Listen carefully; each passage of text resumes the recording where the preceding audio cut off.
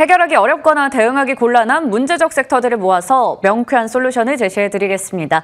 오늘의 문제적 섹터 해결사 올포디어스 김란 대표님과 함께합니다. 안녕하세요. 네, 안녕하세요. 네, 이제 9월의 첫 주가 흘러가고 있는데요. 첫 번째 주제는 하반기에는 좀 어떨까 화장품 이야기 해보겠습니다.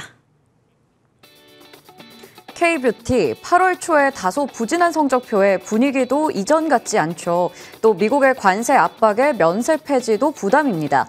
다만 여전히 APR은 최선호주고 미국 현지 진출 ODM 업체의 수혜 전망까지 화장품주 전체 랠리보단 옥석 가리기가 중요한 시점일까요?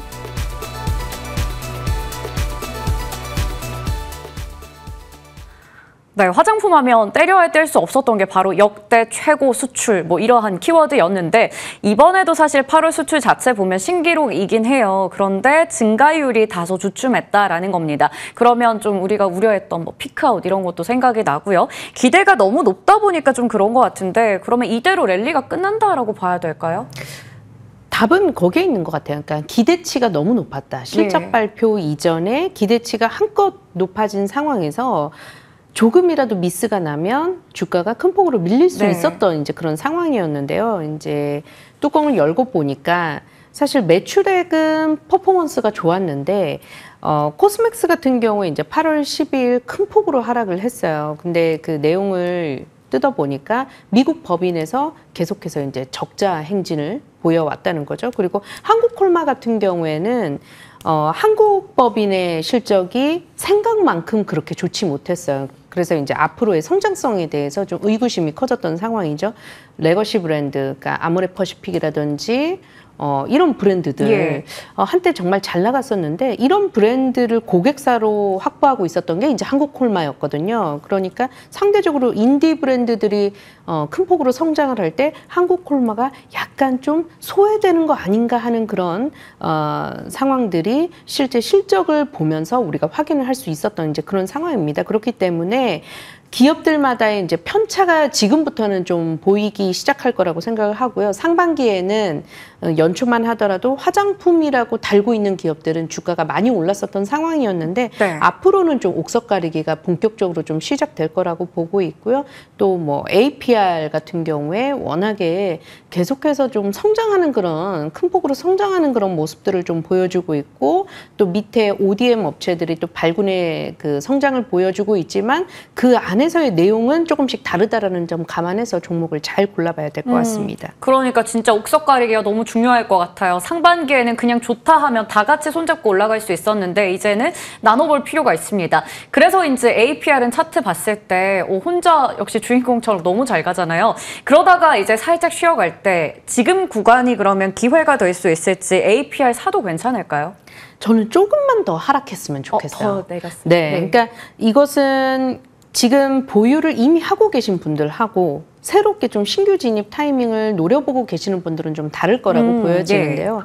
APR의 성장세는 계속 되지 않을까라고 생각합니다. 그러니까 의료기기 시장 쪽에서의 신성장 동력을 가지고 앞으로 더 이쪽 부분을 더 보강을 하겠다라는 얘기가 나오고 있어요. 그러니까 R&D 인력들도 보면 기존의 의료기기 업체에서 계셨던 분들이 지금 들어가고 있는 그런 상황이기 때문에 APR이 가지고 있는 여러 브랜드들이 의료기기와 합친다. 그리고 거기에서 이제 실적이 본격적으로 나타난다 하면 지금까지도 많이 올랐지만 앞으로도 더 올라갈 수 있는 그런 룸은 있다라고 보여집니다. 다만 여기서 계속해서 우상향해 나가느냐 아니면 지금 전반적으로 화장품주 분위기가 좋지 않을 때 약간 하락했다가 올라갈지에 대해서는 조금 더 두고 봐야 되지 않을까라고 보여지고 있고요. 그렇기 때문에 신규 매수를 고려하고 계시는 분들은 21선이 정말 잘 지지가 되는지 여부 좀 확인을 해보셔야 될 것 같고요. 21선이 오늘 시장에서 약간 좀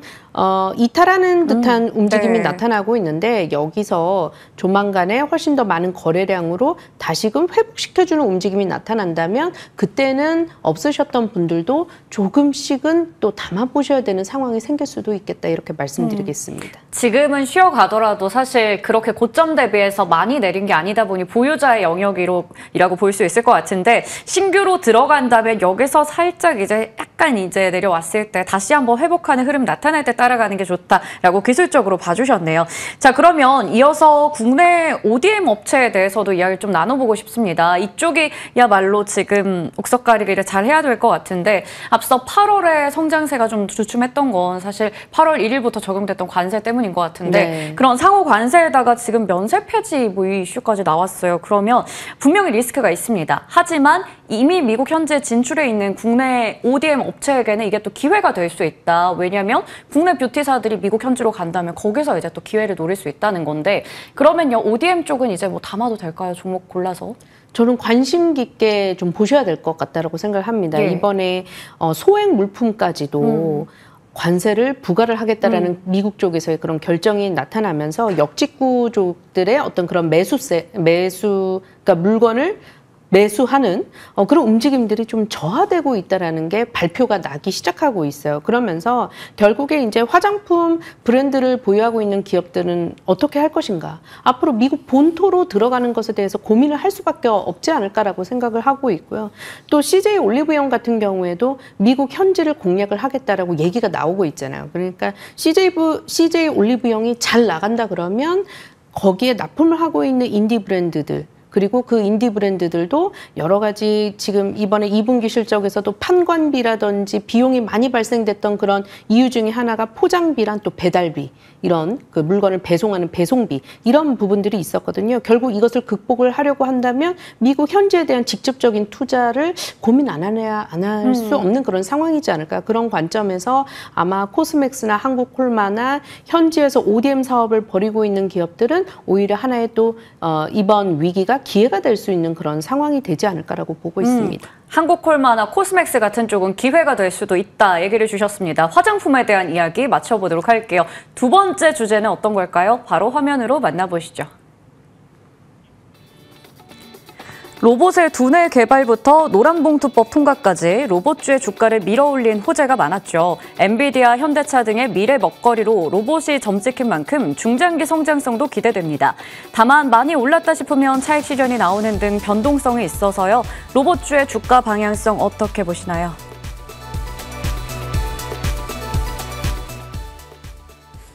호재 파티로 로봇 섹터가 정말 잘 갔었거든요. 근데 그러다가 로보티즈 유상증자 때문에 투심이 확 꺾였다가 다시 또 반등이 나오나 싶다가 또 오늘 쉬어갑니다. 이렇게 봤을 때는 연속성이 참 없는 것 같은데 그간 나왔던 호재는 이미 다 녹아들 대로 녹아든 거라 봐야 될까요? 점진적인 어떤 우상향 속에 있는 상황이지 않을까라고 저는 개인적으로 보고 있고요.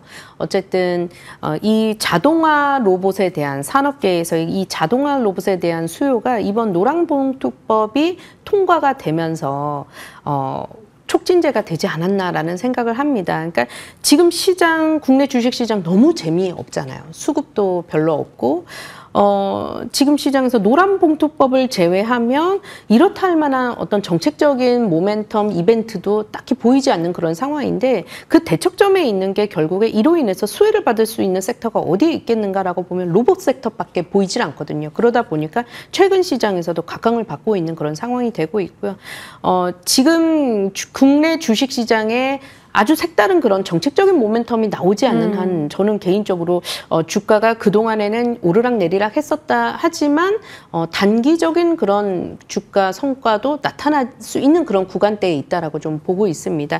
뭐 여러 가지 아직까지는 매출 숫자가 나오고 있는 그런 영역은 아니고 기대감, 가시성 이런 부분들로 표현이 되고 있는 로봇 섹터긴 한데요. 대기업들이 주도로 해서 계속된 투자 그리고 정부가 나서서 이번에 뭐 휴머노이드 얼라이언스를 출범을 시키면서 많은 기업들이 여기에 몸담고 있는 그런 상황이기 때문에 추가적인 어떤 그런 관심이 좀 필요한 영역이 되겠다라고 말씀드리겠습니다. 점진적인 우상향을 기대하면서 우리가 여전히 관심 있게 볼 만한 쪽이긴 한데 지금까지 나왔던 이슈 말고 또 다른 이슈가 좀 나와줘야 될 것 같네요. 그러면요. 앞서 대기업 쪽 얘기를 해주셨는데 지금 뭐 빅테크뿐만 아니라 국내 대기업도 로봇에 집중하겠다라고 한 만큼 여기 보면 정말 많은 회사가 있잖아요.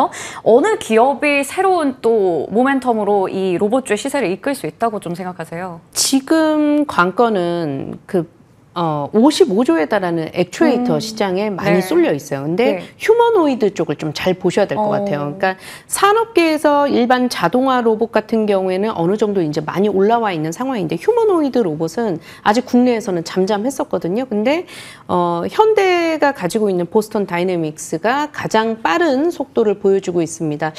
양산할 수 있는 어떤 그런 모델을 올해 하반기에는 보여줄 것이다라는 그런 얘기가 나오고 있기 때문에 저는 기본적으로 로봇 섹터 안에서도 조금 휴머노이드 로봇과 관련된 쪽을 보시는 게 조금 더 맞지 않을까라고 생각을 하고 있고요.